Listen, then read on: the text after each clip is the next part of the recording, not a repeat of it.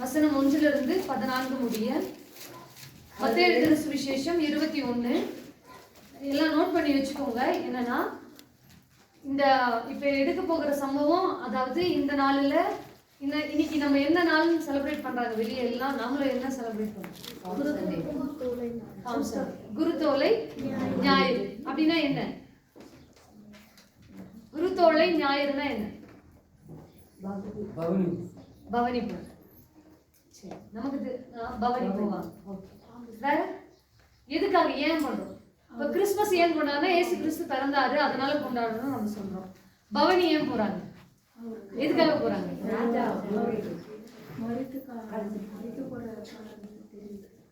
Very good. மேரி மக நல்லா கை தட்டுங்க பார்க்கலாம். என்னன்னா இந்த சம்பவம் வீட்டுல போய் எடுத்து வாசிங்க. 3 இடத்துலயுமே, அதாவது 3 பகுதியிலுமே இது ஒரே மாதிரி தான் சொல்லப்பட்டிருக்கும். மார்க் எழுதின சுவிசேஷம் 11வது அதிகாரத்தையும் நீங்க எடுத்து வாசிச்சுன்னு பாத்தீங்கன்னா இந்த குருத்தோலை ஞாயிறை பத்தி தான் குறிப்பிடப்பட்டிருக்கும். மத்தேயு எழுதின சுவிசேஷம் 21வது அதிகாரத்தையும் படிச்சீங்கன்னா அதை பத்தி தான் சொல்லப்பட்டிருக்கும். யோவான் 12லயும் பாத்தீங்கன்னா இதுதான், இந்த காரியங்கள் தான் என்ன பண்ணியிருக்கும், கொடுக்கப்பட்டிருக்கும். இன்னைக்கு நம்ம எடுத்து நம்ம ஒரு பகுதியை நம்ம மையப்படுத்தி நம்ம வாசிக்கலாம். மத்தேயு எழுதின சுவிசேஷம் 21 1 லிருந்து 14 வரைக்கும் அதை வாசிச்சு இன்னைக்கு ஏன் நம்ம அதை இன்னைக்கு ஏன் கொண்டாடுறாங்க, அதனால நமக்கு என்ன இருக்கு, நம்ம என்ன நம்மளுடைய வாழ்க்கையில நம்ம சரிப்படுத்திக்கணும், என்ன காரியத்தை நம்ம வாழ்க்கையில நம்ம கொண்டு வரணும்னு சொல்லி இந்த சம்பவத்தின் மூலமாக நம்ம என்ன பண்ண போறோம், தெரிஞ்சுக்க போறோம். மேக்சிமம் 20 நிமிஷத்துக்கு மேல நான் மேக்சிமம் அந்த வீடியோலாம் எடுத்து பார்த்தீங்கன்னா நான் 20 நிமிஷத்துக்கு மேல பேசுறதே இல்லை. 20 நிமிஷம் வரைக்கும் உங்களுடைய சிந்தனையெல்லாம் மாத்தாதீங்க. கேட்டீங்கன்னா இது உங்களுடைய வாழ்க்கையில என்ன உண்டாகும்னா ஜீவன் உண்டாகும். ஆமென்.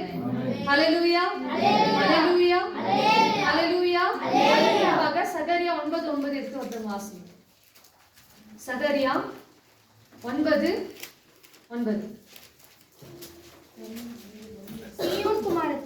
சீயோன் குமாரத்தியே மிகவும் களிகூரு, எருசலேம் குமாரத்தியே கெம்பீரி, இதோ உன் ராஜா உன்னிடத்தில் வருகிறார். அவர் நீதி உள்ளவரும் ரட்சிக்கிறவரும் தாழ்மை உள்ளவரும் கழுதையின் மேலும் கழுதை குட்டியாகிய மரியின் மேலும் ஏறி வருகிறவராய் இருக்கிறார். வசனத்தை நம்ம எல்லாம் சேர்ந்து வாசிக்கலாமா? சீயோன் குமாரத்தியே மிகவும் களிகூரு, எருசலேம் குமாரத்தியே கெம்பீரி, இதோ உன் ராஜா உன்னிடத்தில் வருகிறார். ஒரு நிமிஷம். இதோ உன் ராஜா உன்னிடத்தில் வருகிறார்னா யாரை குறிக்கிறது அந்த இடத்துல? அப்போ இன்னும் நல்லா சத்தமா வாசிங்க. அவர் எப்படிப்பட்டவர் சொல்லிட்டு, அவர் நீதி உள்ளவர், ரட்சிக்கிறவரும் தாழ்மை உள்ளவரும். 3 சம்பவங்கள் கொடுக்கப்பட்டிருக்கு. 3 வரிகள் அந்த இடத்துல 3 வார்த்தை சொல்லப்பட்டிருக்கு. என்னன்னா அவர் நீதி உள்ளவரும், சொல்லுங்க பார்க்கலாம் எல்லாம், அவர் நீதி உள்ளவரும் ரட்சிக்கிறவரும் தாழ்மை உள்ளவரும். அவர் நீதி உள்ளவர், ரட்சிக்கிறவர், தாழ்மை உள்ளவர். இயேசு கிறிஸ்து எப்படிப்பட்டவர்? நீதி உள்ளவர். பிள்ளைங்களா வாய் திறந்து சொல்லுங்க பார்க்கலாம். இயேசு கிறிஸ்து எப்படிப்பட்டவர்? நீதி உள்ளவர், ரட்சிக்கிறவர், அப்புறம் தாழ்மை உள்ளவர். ஒருத்தர் ஏஞ்சி சொல்லுங்க பார்க்கலாம். பைபிள பார்க்காதீங்க, ஒருத்தர் ஏஞ்சி சொல்லுங்க பார்க்கலாம். இந்த 3 காரியத்தை. நீதி உள்ளவர், ரட்சிக்கிறவர், தாழ்மை உள்ளவர். Very good. இன்னொருத்தர் அந்த பக்கத்துல இருந்து சொல்லுங்க பார்க்கலாம். நீதி உள்ளவர், ரட்சிக்கிறவர், தாழ்மை உள்ளவர். இந்த பக்கம் ஃபர்ஸ்ட் லைன்ல இருக்க ஒருத்தர் சொல்லுங்க பார்க்கலாம். ஒன்னொன்னு சொல்லுங்க பார்க்கலாம். ஆளுக்கு ஒவ்வொரு சொல்லுங்க பார்க்கலாம். நீதி உள்ளவர். தானியல் சொல்லி பார்க்கலாம். ரட்சிக்கிறவர். பென்னி தாழ்மை உள்ளவர். சரிங்களா? ஏசு அவர் ராஜா. அவர் என்ன போட்டிருக்கிறது அந்த இடத்துல? உன் ராஜா உன்னிடத்தில் வருகிறார். அவர் நீதி உள்ளவர், ரட்சிக்கிறவர், தாழ்மை உள்ளவர். சரிங்களா? அவர் நீதி உள்ளவர், ரட்சிக்கிறவர், தாழ்மை உள்ளவர். நல்ல எல்லா பெஸ்ட் குவாலிஃபிகேஷன், பெஸ்ட் எல்லாமே ஆண்டவர்கிட்ட என்ன இருக்கு? எல்லாமே இருக்கு. அப்படிப்பட்டவர் எதுல வரணும்? கீழே என்ன சொல்லியிருக்குன்னா, கழுதை மேலும் கழுதை குட்டியாகிய மரியின் மேலும் ஏறி வருகிறவருமாய் இருக்கிறார். கழுதை தான் நம்ம ஊர்ல என்னன்னா கேவலமா பேசுறோம். கழுதை என்ன பண்றோம்? நம்ம பிள்ளைங்களை திட்டினா கழுதைன்னு சொல்லி திட்டுறோம். ஆனா கழுதை என்ன கிடையாது, அது விலங்குகள் காட்டிலும் அது வந்து என்னது பயனுள்ளது, ரொம்ப அப்படிப்பட்ட ஒரு விலங்கு தான் இது கழுதை. ஆனா நம்ம வந்து எது சொல்றோம், அத ரொம்ப மட்டப்படுத்தி சொல்றோம். ஆனா இஸ்ரவேல் தேசத்துல என்ன பண்ணுவாங்கன்னா ராஜாவை எதுல கொண்டு வருவாங்க என்று சொன்னா கழுதை மேலதான் என்ன பண்ணுவாங்க. மற்ற ராஜாக்கள் அதாவது மற்ற வேற ஏதாவது ஒரு காரியத்துல அவங்க வெற்றியா அதாவது வின் பண்ணிட்டு வந்தாங்கன்னு சொன்னா எதுல வருவாங்கன்னா குதிரையில வருவாங்க. எதுல வருவாங்க? குதிரையில. ராஜா ஒருத்தர் அப்படி ராஜாவா ஒரு காரியத்துல ஜெயம் பெறுகிறாங்க அப்படின்னு சொன்னா எதுல வருவாங்கன்னா கழுதையின் மேலதான் வருவாங்க. இந்த இடத்துல இயேசு கிறிஸ்து எப்படி வர்றாருன்னா, உன் ராஜா உன்னிடத்தில் வருகிறார், அவர் நீதி உள்ளவர், ரட்சிக்கிறவரும் தாழ்மை உள்ளவரும், கழுதையின் மேலும் கழுதை குட்டியாகிய மரியின் மேலும். மரினா என்ன? மரி இதெல்லாம் உங்ககிட்ட கேட்கவே கூடாது. மரினா டக்குன்னு பதில் சொல்லணும். கழுதை குட்டிக்கு தான் என்ன பேரு? மரியின் பேரு. கண்ணுக்குட்டின்னு சொல்றோம் இல்லையா, அந்த மாதிரி கழுதைக்கு கழுதையோட குட்டி தான் என்னது? மரி. மரி கழுதையின் மேலும் கழுதை குட்டியாக்கி மரியின் மேலும் ஏறி வருகிறவராய் இருக்கிறார். இந்த சம்பவத்தை யார் சொல்லி இருக்கிறார்? சகரியா வந்து சொல்லி இருக்கிறார். என்ன சொல்லி இருக்கிறாரு?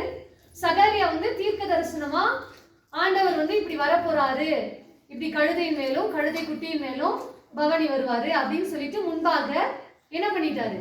சொல்லிட்டாரு. நம்ம ஆண்டவருக்கு ஒரு பெயர் இருக்கு, என்னன்னா வாக்கு கொடுத்தவர், வார்த்தை சொன்னவர். அவர் என்ன பண்ணுவார்? கண்டிப்பா அவர் நிறைவேற்றுவார். இது வார்த்தைன்னு கேட்டா இது ஒரு சம்பவம், இது ஒரு தீர்க்க தரிசனம். ஆண்டவர் வந்து என்னன்னா அவர் எல்லாம் சொன்ன ஒவ்வொரு காரியத்தையும் அவர் நிறைவேற்றதான் என்ன பண்ணாரு? இந்த பூமிக்கு வந்தார். அப்போ சகரியா வந்து தீர்க்க தரிசனமா என்ன பண்ணிட்டாரு? சகரியா எல்லாம் என்னைய பார்க்கணும். சகரியா என்ன பண்ணிட்டாரு? தீர்க்க தரிசனமா உன் ராஜா உன் இடத்துல வர போறாரு, அவர் தாழ்மை உள்ளவர், முதல்ல அவர் நீதி உள்ளவர், ரட்சிக்கிறவர், தாழ்மை உள்ளவர். எப்படி வர போறாரு? கழுதையின் மேலும் கழுதை குட்டியாகிய மரியின் மேலும் வருவாருன்னு சொல்லிட்டார். இந்த வார்த்தையை ஆண்டவர் வந்து என்ன பண்றாருன்னா, புதிய பாட்டுல நம்ம படிக்க போறோம் இல்லைங்களா, இப்போ மத்தேயு எழுதின சுவிசேஷம் 21:1 1வது வசனத்துல இருந்து இப்ப நம்ம என்ன பண்ண போறோம், அந்த வார்த்தை நிறைவேறுகிறத நம்ம பார்க்க போறோம். முதல் வசனத்தை எடுத்து வாசிங்க பார்க்கலாம். சமீபமாய் சேர்ந்து ஒலிவமலைக்கு அருகான பெத்பகேவுக்கு வந்தபோது இயேசுவானவர் சீஷரில் 2 பேரை நோக்கி. அப்போ இந்த இடத்துல என்னன்னா அவர் எருசலேமுக்கு சமீபமாய் சேர்ந்து, இது ஒரு கதை மாதிரி தான் இருக்கும். கதைய சரியா என்ன பண்ணுங்க, சரியா புரிஞ்சுக்கோங்க. அவர் வந்து எருசலேமுக்கு சமீபமாய் சேர்ந்து ஒலிவமலைக்கு அருகான பெத்பகேயுக்கு. எங்க சொல்லுங்க பார்க்கலாம். பெத்பகேயுக்கு எங்க இருந்து வராரு? இப்போ எருசலேமுக்கு சமீபமாய் சேர்ந்து ஒலிவமலைக்கு அருகேயான பெத்பகேயுக்கு என்ன பண்றாரு? வந்தபோது இயேசுவான சீஷர்களில் 2 பேர். அவர் கூட எப்பவுமே யார் இருப்பா? சீஷர்களும் இருப்பாங்க, ஜனங்களும் இருப்பாங்க. ஏதாவது வேலை சொல்லணும்னா கூட்டத்துல இருக்க ஒருத்தர் பார்த்து என்ன பண்ண முடியாது? வேலையே சொல்ல முடியாது. அப்ப அவருடைய வேலையை அவர் சொல்ற பேச்சு கேட்கறவங்க கிட்ட தானே என்ன பண்ண முடியும்? வேலை சொல்லணும். அப்ப சீஷர்கள் என்னன்னா ஏசப்பா கூடவே என்ன பண்ணுவாங்க? நெருக்கிக்கிட்டே அவர் கூடவே அவர் என்ன பண்றாரு, என்ன பண்ண போறாரு, எப்படி எல்லாம் அவர் நடக்கிறாரு, எப்படி எல்லாம் என்னென்ன காரியங்கள் எல்லாம் பண்றாரு அப்படின்னு சொல்லிட்டு அவர் கூடவே என்ன பண்றாங்க? இருக்கிறாங்க. அப்ப அப்படிப்பட்டு இருந்ததான 2 சீஷர்கள் கிட்ட என்ன பண்றாரு? 2 பேர்த்துக்கு ஒரு விஷயத்த சொல்றாரு. என்னன்னா, உங்களுக்கு எதிரே, அப்படி என்னோட கூட சேர்ந்து வாசிங்க. உங்களுக்கு எதிரே இருக்கிற கிராமத்துக்கு போன உடனே அங்கே ஒரு கழுதையும் அதனோட ஒரு குட்டியையும் கட்டி இருக்க காண்பீர்கள், அவைகளை அவிழ்த்து என்னிடத்தில் கொண்டு வாருங்கள். என்ன சொல்லிட்டாரு? அருகாமையில் இருக்கிற கிராமத்துக்கு போங்க, அங்க என்ன இருக்கும்? ஒரு கழுதை கட்டி இருக்கும். அந்த கழுதையை என்ன பண்ணுங்க? கழுதையை குட்டியை என்ன பண்ணுங்க? கட்டி எடுத்துட்டு வாங்க அப்படின்னு சொல்றாங்க. ஒருவன் உங்களுக்கு ஏதாகிலும் சொன்னால் இவைகள் ஆண்டவருக்கு வேண்டும் என்று சொல்லுங்கள், உடனே அவைகளை அனுப்பி விடுவான் என்று சொல்லி அவர்களை அனுப்பினார். போய் இப்போ ஒரு ஏதாவது ஒன்று கட்டி இருக்குன்னா நம்ம போய் கழுறோம்னா என்ன பண்ணுவாங்க? ஆட்டோமேட்டிக்கா என்ன பண்ணுவாங்க? கேட்பாங்க. அதே வந்து இல்ல இவங்க எடுத்துட்டு வர சொன்னாங்க, இவங்க எடுத்துட்டு வர சொன்னாங்க, அவங்க பேர் சொல்லி அப்படின்னு சொல்லும் போது என்ன பண்ணுவாங்க? ஓ சரி சரி அப்படின்னா அப்ப அவங்களுக்கு அறிமுகமானவங்க தான் சொல்லியிருக்காங்கன்னு சொல்லி என்ன பண்ணுவாங்க? நம்ம தெரியாதவங்களா போனாலுமே அந்த இடத்துல என்ன உண்டாகும்? சரி எடுத்துட்டு போங்க, நம்ம போற காரியம் நமக்கு கொடுத்துருவாங்க. அப்ப அதே போல அந்த இடத்துல என்ன பண்ணாரு? இயேசு கிறிஸ்து அனுப்பி வைக்கிறாரு அருகாமையில் இருக்கிற கிராமத்துக்கு. எதுக்காக? எதுக்காக? எதுக்காக? எதுக்காக? கழுதையை எடுத்துட்டு வர்றதுக்காக. அப்போ ஒருவன் உங்களுக்கு ஏதாகிலும் சொன்னால் இவைகளை ஆண்டவருக்கு யாருக்கு வேணும்னு சொல்லுங்க. ஆண்டவருக்கு யாருக்கு வேணும்னு சொல்லுங்க. ஆண்டவருக்கு வேணும்னு சொல்லுங்க. அப்ப என்ன பண்ணுவாங்க, உங்களை என்ன பண்ணிடுவாங்க, அனுப்பிச்சிடுவாங்கன்னு சொல்லியாச்சு. இதோ உன் ராஜா சாந்த குணம் உள்ளவராய். அதுல நம்ம இவர் என்ன சொன்னாரு, சகாரியா நீதி உள்ளவர், ரட்சிக்கிறவர், தாழ்மை உள்ளவர். அப்ப இந்த இடத்துல ஒரு கேரக்டர் வருது என்னன்னா, இதோ உன் ராஜா சாந்த குணம் உள்ளவராய். எப்படிப்பட்டவராய்? சாந்த குணம் உள்ளவராய் கழுதையின் மேலும் கழுதை குட்டியாகி மரியின் மேலும் ஏறிக்கொண்டு உன்னிடத்தில் வருகிறார் என்று சீயோன் குமாரத்திகளுக்கு சொல்லுங்கள் என்றார். அப்போ அந்த தீர்க்க தரிசனமான வார்த்தை இந்த இடத்துல என்ன ஆகுது, நிறைவேறுகிறது. அப்புறம் தீர்க்கதரிசியினால் உரைக்கப்பட்டது நிறைவேறும்படி இதெல்லாம் என்னாச்சு, சகாரியா ஆல்ரெடி இயேசு கிறிஸ்து பிறக்கிறதுக்கு முன்னாடி என்ன பண்ணிட்டாரு, காரியம் இப்படி எல்லாம் பிறக்க போறாரு, இப்படி வர போறாரு, அவருடைய குணம் இப்படி இருக்கும், அவர் இப்படி இந்த மாதிரி விலங்கின் மேலதான் ஏறி வர போறாருன்னு என்ன சொல்லிட்டாரு, தெள்ள தெளிவா சொல்லிட்டாரு. சொன்னது இந்த இடத்துல என்ன ஆகுது, வசனம் சொல்லுது இல்லையா, தீர்க்கதரிசியினால் உரைக்கப்பட்டது நிறைவேறும்படி இதெல்லாம் நடந்தது. அடுத்த வசனம், சீஷர்கள் போய் இயேசு தங்களுக்கு கட்டளையிட்டபடியே செய்து என்ன பண்ணாங்க. இந்த இடத்துல வந்துருச்சு. எல்லாம் ஒரு கை தட்டுங்க பார்க்கலாம். அவங்களுக்கு சொல்லல, அவங்களுக்கு கை தட்டு சொல்ல, மற்றவங்களை அவங்க பேரை நான் சொல்லிட்டேன், மற்றவங்க பேரெல்லாம் நான் சொல்லல. அப்ப நீங்க கை தட்டினீங்கன்னா என்ன ஆகும், தூக்கம் போயிடும். எல்லாம் இன்னொருத்தையும் கை தட்டுங்க பார்க்கலாம். இந்த இடத்துல சீஷர்கள் போய் இயேசு தங்களுக்கு கட்டளையிட்டபடியே செய்து என்ன சொன்னாரு, இயேசு என்ன சொன்னாரு, கொண்டு வாங்கன்னு சொல்லிட்டாங்க. அதேபடி அவங்க என்ன பண்ணிட்டாங்க, கொண்டு வந்துட்டாங்க. அடுத்தது 7வது வசனம், கழுதையும் குட்டியும் கொண்டு வந்து அவைகளின் மேல் தங்கள் வஸ்திரங்களை போட்டு அவரை ஏற்றினார்கள். அந்த இடத்துல என்ன பண்ணாங்க, அவர் மேல அந்த கழுதையின் மேல வஸ்திரங்களை போட்டு என்ன பண்றாங்க, ஏற்றினாங்க. அடுத்தது, திரளான ஜனங்கள் தங்கள் வஸ்திரங்களை வழியிலே விரித்தார்கள், வேறு சிலர் மரக்கிளைகளை தரித்து வழியிலே பரப்பினார்கள்.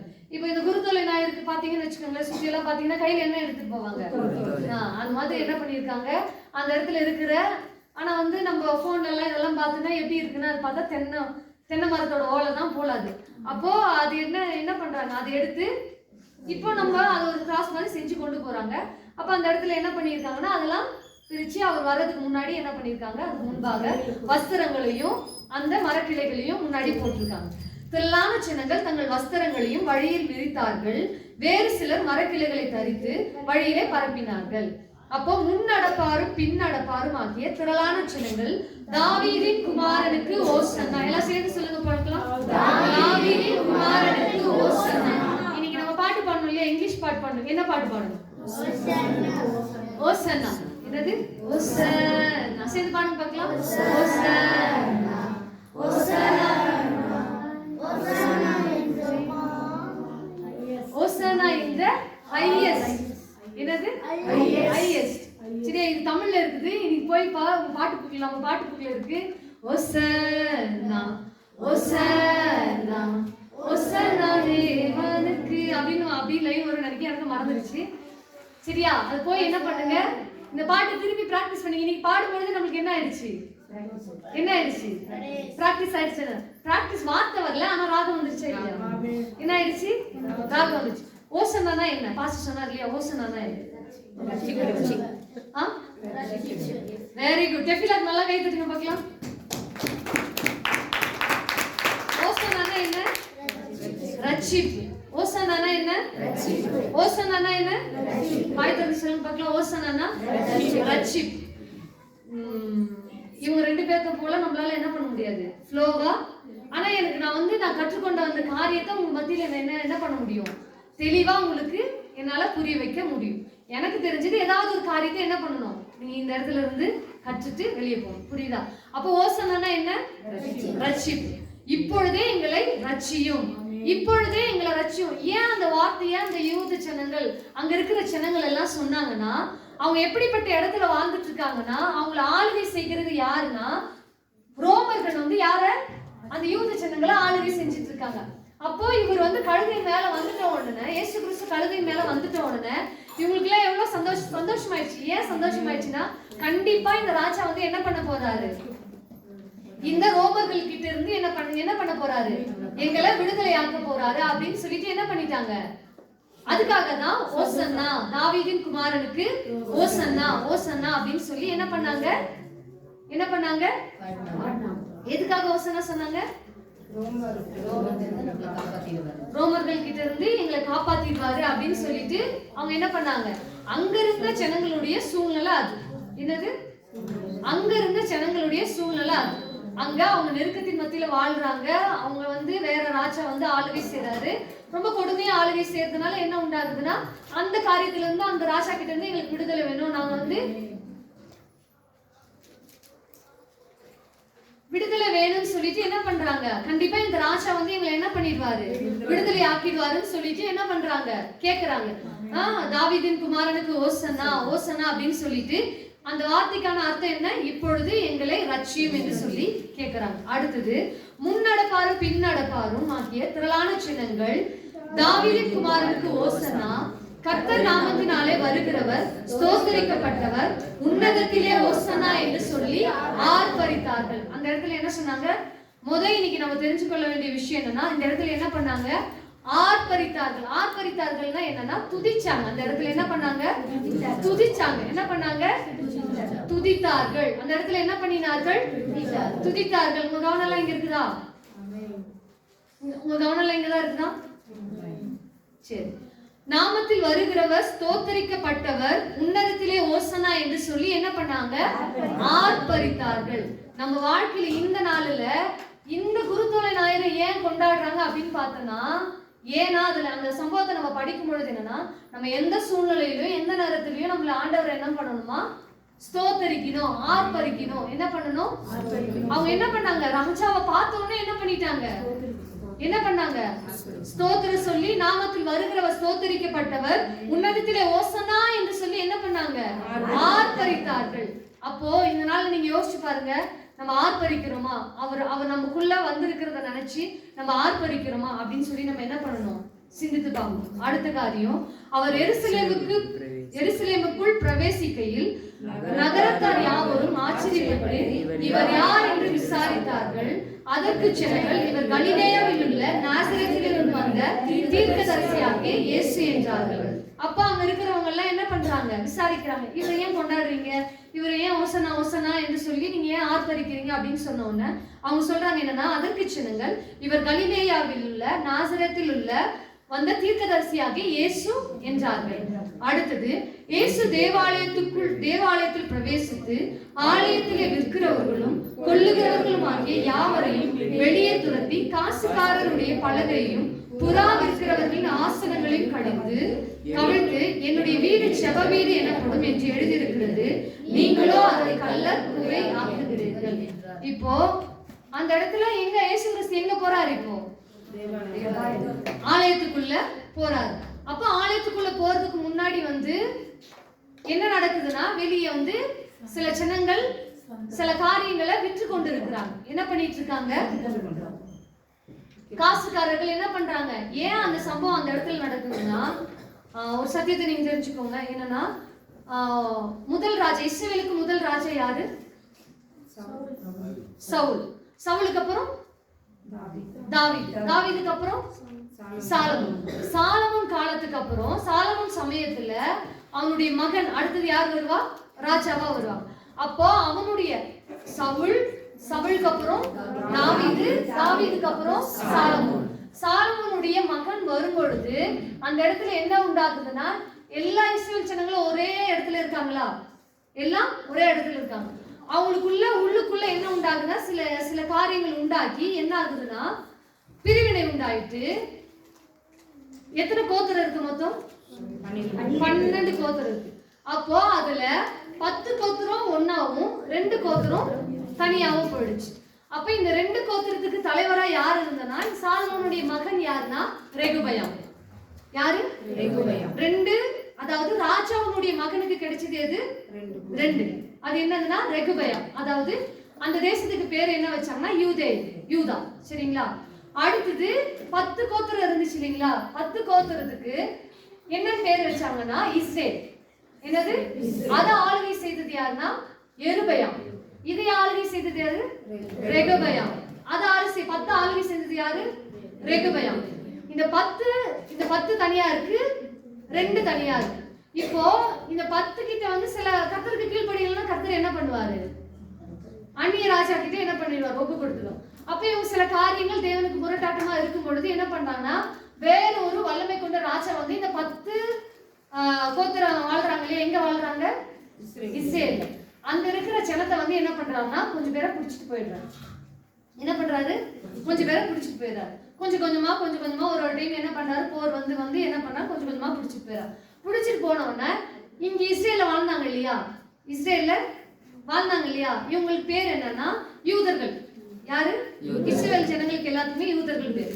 அப்போ இந்த ஜனங்கள் வந்து எங்க போயிட்டாங்க? இப்போ வேற ஒரு அந்நிய தேசத்துக்கு போயிட்டாங்க. அங்க போயிட்டு என்ன பண்ணிட்டாங்கன்னா அங்க இருக்கிற மனுஷங்க கூட என்ன பண்ணிட்டாங்க? சம்பந்தம் கொண்டுட்டாங்க. என்னன்னா அங்க திருமணம் பண்ணிட்டாங்க, அங்க குழந்தைகள் பிறந்துச்சு, எல்லாமே என்ன ஆயிடுச்சுன்னா கலப்படம் ஆயிடுச்சு. அப்ப அங்க போன உடனே யூதர்கள் எல்லாம் என்ன பண்ணிட்டாங்க? சதறி போயிட்டாங்க. யூதர்கள் ஆண்டவர் வந்து ஒரு கட்டளை என்னன்னா நிறைய பண்டிகை வந்து ஆண்டவர் வந்து இந்த பைபிள்ல சொல்லியிருப்பாரு. மிக பிரதான பண்டிகைகள் 7 வந்து கண்டிப்பா வந்து என்னன்னா இஸ்ரேல் ஜனங்கள் கொண்டாடியே ஆகும். அதுல மிகவும் முக்கியமானது 3 பண்டிகைக்கு எருசலேமுக்கு எங்க யூதர்கள் போனாலும் எருசலேமுக்கு என்ன பண்ணிடணும்? திரும்பி வந்துடணும். எங்க வந்துடணும்? எருசலேமுக்கு திரும்பி வந்துடணும். அப்போ அந்த திரும்பி வருகிற அதாவது இந்த பண்டிகை இந்த காரியங்கள் எல்லாம் நடக்குது பாத்தீங்களா? அப்போ பஸ்கா பண்டிகைக்கு தான் என்ன பண்றாங்க இந்த ஜனங்கள்? இந்த எருசலேமுக்கு கூடி வராங்க. அப்பதான் அங்க இருக்கிற ஜனங்கள் எல்லாம் என்ன பண்றாங்க? எங்களுக்கு ஒரு ராஜா வந்துட்டாரு, எங்களுக்கு ராஜா பிரிந்து போனாங்க பாத்தீங்களா? பிரிந்து போய் அவங்களுக்கு கட்டளை இருக்கு. அவங்களுக்கு எல்லாத்துக்குமே என்ன தெரியும்? நம்ம வந்து வருஷத்துக்கு ஒரு டைம் என்ன பண்ணோம்? இந்த பண்டிகை எல்லாம் நம்ம போய் ஆலயத்துல கண்டிப்பா செலிப்ரேட் பண்ணணும்ன்றது அவங்களுக்கு என்ன பண்ணிருக்கும்? தெரிஞ்சிருக்கும். அவங்க அந்த தேசத்துல போய் இருந்தாலுமே ஒரு சில காரியங்கள்ல சேஞ்சஸ் ஆயிருந்தாலும் ஒரு சில காரியங்கள் அவங்களுக்குள்ள இருந்தது. அப்ப தேடி என்ன பண்றாங்கன்னா அந்த இடத்துல வராங்க. வரும்பொழுதுதான் இந்த சம்பவங்கள் என்ன பண்றது? நடக்குது. அப்ப இது அப்படியே தொடர்ந்து நம்ம வாசிச்சுட்டு வந்தோம்னா இயேசு தேவாலயத்துக்குள்ளே பிரவேசித்து எங்க ஆலயத்தில் விற்கிறவர்களும் கொள்ளுகிறவர்களும் ஆகிய யாவரையும் வெளியே துரத்தி காசுக்காரருடைய பலகைகளையும் புறா விற்கிறவர்களையும் ஆசனங்களையும் கவிழ்த்து. இப்ப ஆலயத்துல என்ன இருக்குன்னா சில பலிகளை செலுத்துவாங்க, சில வேற இடத்துல இருந்து எல்லாம் வந்திருக்காங்க, அந்த வேற தேசத்துல இருந்து வந்திருக்காங்கன்னா காசுகளை என்ன பண்ணுவாங்க? இப்ப நம்ம இங்க இருந்து அமெரிக்கா போனோம்னா நம்ம இருக்கிற 10 ரூபா நோட்டு 20 ரூபா நோட்டு நம்ம அங்க கொண்டு போய் செலவு பண்ண முடியுமா? கண்டிப்பா முடியாது. அப்ப அங்க இருக்கிறதுக்கு ஏத்த போல நம்ம என்ன பண்ணணும்? அந்த காசுக்கு நம்மளுடைய பணத்தை மாத்தணும். அப்போ அந்த மாதிரி எல்லா சம்பவங்கள் என்ன பண்ணுது? வெளியே நடக்கிறத பார்த்து ஆண்டவர் என்ன பண்றாருன்னா கோபம் கொள்றாரு. என்ன பண்றாரு? கோபம். என்னுடைய வீடு செப வீடு என்னப்படும் என்று எழுதியிருக்கிறது, நீங்களோ அதை என்ன பண்றீங்க? கல்லர் குகையாக்குறீங்க. இதனால நினைச்சு பாருங்க, இது ஒரு சபை நம்ம எடுத்துக்கலாம். நம்மளுடைய சரீரமும் என்னதான்? ஆலயம். இது ஒரு ஆலயம் இல்லையா? அப்போ இந்த ஆலயத்துல நம்ம எப்படிப்பட்டதான காரியத்தை நம்ம வச்சிருக்கோம்னு சொல்லி இன்னைக்கு நம்ம என்ன பண்ணணும்? இவங்க இங்க என்ன செய்யறாங்க? அந்த ஆலயத்துக்கு முன்பாக என்ன செய்யறாங்கன்னா காசுக்காரருடைய பிள்ளை அதாவது தேவாலயத்துல பிரவேசித்து ஆலயத்துல விற்கிறவர்களும் கொள்ளுகிறவர்களும் ஆகிய யாவரையும் வெளியே துரத்தி காசுக்காரருடைய பலகைகளையும் புறா விற்கிறவர்களும் ஆசனங்களையும் கவிழ்த்து. அவர் வந்து என்ன சொல்றாருன்னா என்னுடைய ஆலயம் நான் இந்த இடம் வந்து என்னன்னா செப வீடு. நீங்க என்ன ஆக்குறீங்கன்னா தேவையில்லாத காரியத்தை என்ன பண்றீங்க? கொண்டு வரீங்க அப்படின்னு சொல்லிட்டு அந்த இடத்துல இதுல நம்ம தெரிஞ்சுக்க வேண்டியதுன்னா நம்ம சரீரமாக்கிய ஆலயத்துல நம்மளுடைய சரீரத்துல தேவையில்லாத காரியத்தை நம்ம என்ன பண்ணக்கூடாது? கொண்டு வரக்கூடாது. அப்படி நம்ம கொண்டு வந்தோம்னு சொன்னா தேவன் என்ன பண்ணுவார்? நம்மளுடைய வாழ்க்கையை கவிழ்த்து போடுவார். என்ன பண்ணுவார்? இந்த சரீரம் வந்து தேவன் தங்குகிற ஆலயம். இந்த சரீரத்துல நம்ம என்ன பண்ணணும்னா நல்ல காரியங்களை என்ன பண்ணணும்? செய்யணும். தேவனுக்கு பிரியமில்லாத காரியங்களை நம்ம செஞ்சோம், இந்த சரீரத்தை வச்சு செஞ்சோம்னு சொன்னோம்னா கண்டிப்பா நம்மளுடைய வாழ்க்கை ஆண்டவர் என்ன பண்ணுவார்? ஆண்களாகட்டும் சரி பெண்களாகட்டும் சரி ஆண்டவர் நம்மளுடைய வாழ்க்கையை என்ன பண்ணுவார்? கவிழ்த்து போடுவார். அடுத்து நம்ம வாசனா 13 என்னுடைய வீடு செப வீடு எனப்படும் என்று எழுதியிருக்கிறது, நீங்களோ அதை கல்லர் குகையாக்கினீர்கள் என்றார். அப்பொழுது குருடரும் சப்பானிகளும் தேவாலயத்திலே அவரிடத்துக்கு வந்தார்கள், அவர்களை சொஸ்தமாக்கினார். அப்போ அடுத்த விஷயம் நடக்கும்போது என்ன பண்ணாங்க? ஆர்ப்பரித்தார்கள். என்ன பண்ணாங்க? ஆர்ப்பரித்தார்கள். இரண்டாவது காரியம் என்ன பண்ணாரு? அந்த இடத்தை சுத்திகரிச்சாரு. என்ன பண்ணாரு? தேவையில்லாத காரியத்தை என்ன பண்ணிட்டாரு? தேவையில்லாத காரியத்தை, ஆலயத்தை சுற்றில இருக்கிற காரியத்தை ஆண்டவர் என்ன பண்ணிட்டாரு? சுத்தம் பண்ணிட்டாரு. அடுத்தது என்ன பண்றாருன்னா, அப்பொழுது குருடரும் சப்பானிகளும் தேவாலயத்திலே அவரிடத்துக்கு வந்தார்கள், அவர்களை சொஸ்தமாக்கினார்கள். நம்மளுடைய சரீரத்துல, நம்மளுடைய வாழ்க்கையில ஒரு சில காரியங்கள் நம்ம சொஸ்தம் அடையணும், ஒரு சில காரியங்கள் ஜெயத்தை நம்ம பெற்றுக்கொள்ளணும், வெற்றியை நம்ம சுதந்திரித்துக் கொள்ளணும்னா வந்து என்ன பண்ணணும்? நம்மளுடைய வாழ்க்கை, தேவன் என்ன பண்ணார்? ஆலயத்தை சுற்றிலும் இருக்கிற எல்லாத்தையும் என்ன பண்ணிட்டார்? அகற்றி விட்டார். அப்போ இந்த இடத்துல தேவாலயத்துல வந்த சப்பானிகள் என்ன பண்ணாங்களாம்? அப்பொழுது குருடரும் சப்பானிகளும் தேவாலயத்திலே அவரிடத்துக்கு வந்தார்கள், அவர்களை சொஸ்தமாக்கினார். அப்ப நம்மளுடைய வாழ்க்கையில சில காரியங்களுக்கு ஜெயம் உண்டாகணும், சில காரியம் நம்ம எதிர்பார்க்கிற காரியம் நடக்கணும்னு சொன்னா நம்ம வாழ்க்கையில என்ன உண்டாகும்னா சுத்திகரிப்பு உண்டாகணும். என்ன உண்டாகணும்? ஆர்ப்பரிப்பு உண்டாகணும். ரெண்டாவது என்ன உண்டாகணும்? சுத்திகரிப்பு உண்டாகணும். நம்மளுடைய வாழ்க்கையை நம்ம சுத்திகரிச்சோம்னு சொன்னா அடுத்து நம்மளுடைய வாழ்க்கையில இந்த இடத்துல என்ன உண்டாகுது? தேவாலயத்துக்கு வந்த சப்பானிகள் எல்லாம் என்ன ஆயிட்டு போறாங்க? குணமாயிட்டு போகாங்க. நிறைய நேரத்துல நம்ம ஆலயத்தை தேடி வரோம், ஆலயத்துக்கு தொடர்ந்து வரும். ஆனா நம்மளுடைய வாழ்க்கையில ஏன் ஜெயம் இல்லை, ஏன் நம்மளுடைய வாழ்க்கையில சொஸ்தமாகல, ஏன் நம்மளுடைய வாழ்க்கையில நம்ம எதிர்பார்க்கிற காரியங்கள் நடக்கலன்னு சொன்னா நம்மள வாழ்க்கையில என்ன இல்லை? சுத்திகரிக்கப்பட வேண்டிய விஷயம் வந்து என்ன பண்ணல, அதுக்கு நம்ம ஒப்பு கொடுக்கவும் இல்லை, அதுக்காக நம்ம என்ன பண்ணல, அதை பத்தி யோசிக்கிறது கிடையாது. நம்ம வாழ்க்கையில நம்ம சொஸ்தம் அடையணும், நம்ம நினைக்கிற காரியம் நம்மளுடைய வாழ்க்கையில தேவனிடத்துல இருந்து பெற்றுக்கொள்ளணும்னா அதுக்கு முன்பாக இருக்க வேண்டிய காரியம் என்னன்னா சுத்திகரிப்பு.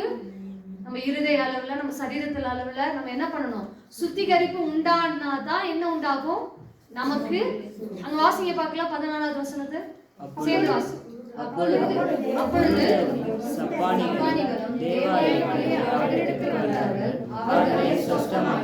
அவர்களை சொஸ்தமாக்கினார். ஏன் ஆண்டவர் வெளியிருந்து தானே உள்ள போனார்? வெளியிருந்து தானே உள்ள போனார். ஏன் வெளியே அதாவது அந்த இடத்துல வந்து என்ன பண்ணிருக்கலாம்? பார்த்து அப்பவே என்ன பண்ணிருக்கலாம்? சுகமாக்கலாம். ஆனா சில காரியங்களை அங்க திருந்து என்ன பண்றாரு? அகற்றுறாரு. சில காரியத்தை, தேவையில்லாத விஷயத்தை என்ன பண்றாரு? அகற்றிட்டு அதுக்கப்புறம் தான் என்ன பண்றாரு? அங்க வந்து அப்பொழுது குருடரும் சப்பானிகளும் தேவாலயத்திலே அவரிடத்திற்கு வந்தார்கள், அவர்களை சொஸ்தமாக்கினார்கள். சில காரியம் வந்து அங்க இருக்கிற ஜனங்கள் வந்து என்ன பண்றாங்க? அங்க விக்கிறவங்களும் அந்த காசுக்காக என்ன பண்றாங்க? இந்த ஜனங்களை உள்ளே என்ன பண்றது இல்ல, தேவாலயத்துக்குள்ள பிரவேசிக்க விடல. அவங்களுக்கு தடையா இருந்த காரியத்தை ஆண்டவர் என்ன பண்றாருன்னா உடைத்து வெளியே தள்ளிட்டு, இவங்கெல்லாம் தடையா இருக்காங்க அப்படின்னு சொல்லிட்டு என்ன பண்றாரு? அங்க இருக்கிறதெல்லாம் சுத்திகரிச்சு வெளியே அனுப்பிச்சிட்டு இவங்க என்ன பண்றாங்க? அழகா அவங்களுக்கு போறதுக்கான வழியை என்ன பண்றாரு? ஆண்டவர் உண்டாக்கி உள்ள வர வச்சு அவங்களுடைய வாழ்க்கையில என்ன உண்டாக்குறார்? சுகத்தை உண்டாக்குறார். அப்ப உங்களுடைய வாழ்க்கையிலையும் என்னுடைய வாழ்க்கையிலும் தேவன் சுகம் கொடுக்கணும், தேவன் ஆசீர்வாதத்தை கொடுக்கணும்னு சொன்னா நம்ம வாழ்க்கையில இருக்கிற சில காரியங்கள் நம்ம என்ன பண்ணணும்? சுத்தப்படுத்தணும். சுத்தப்படுத்தினாதான் என்ன உண்டாகும்? ஆசீர்வாதம். அப்போ தேவன் சொன்ன காரியத்தை முதல்ல நம்ம பார்த்தோமா? என்ன பார்த்தோம்? சகரியா 9:9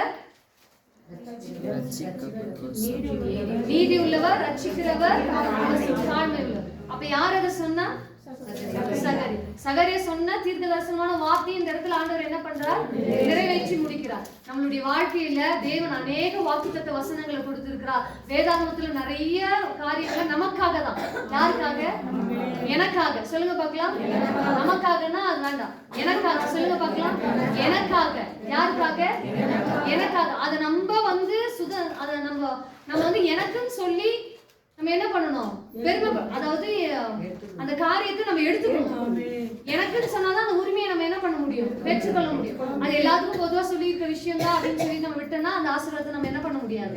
பெற்றுக்கொள்ள முடியாது. ஆண்டவர் எனக்கு இவ்வளோ வசனம் சொல்லியிருக்கிறாரு, நல்லதுன்னு சொல்லியிருக்கு. அதாவது நான் எப்படி நடக்கணும், எப்படி வாழணும், எப்படி நான் ஆசீர்வாதத்தை பெற்றுக்கொள்ளணும், எப்படி அவருடைய வருகைக்கு நான் ஆயத்தமாகணும் அப்படின்னு சொல்லி எல்லா விஷயங்களும் நம்ம உலகத்துக்கு வாழ்வதற்கும் பரலோக ராஜ்யத்துக்கு செல்வதற்கும் எல்லா காரியத்தையும் என்ன பண்ணிட்டாரு? எல்லா காரியத்தையும் இந்த வேதத்துல நமக்கு சொல்லப்பட்டிருக்கு. அப்ப அதை நம்ம வாசிச்சு நம்மளுடைய வாழ்க்கையில நம்ம கொண்டு வரோம்னு சொன்னா தேவன் நிச்சயமாவே என்ன பண்ணுவார்? நம்மளுடைய வாழ்க்கையில அற்புதங்களையும் அதிசயங்களையும் அவர் கொண்டு வருகிற தேவனா இருக்கிறார்.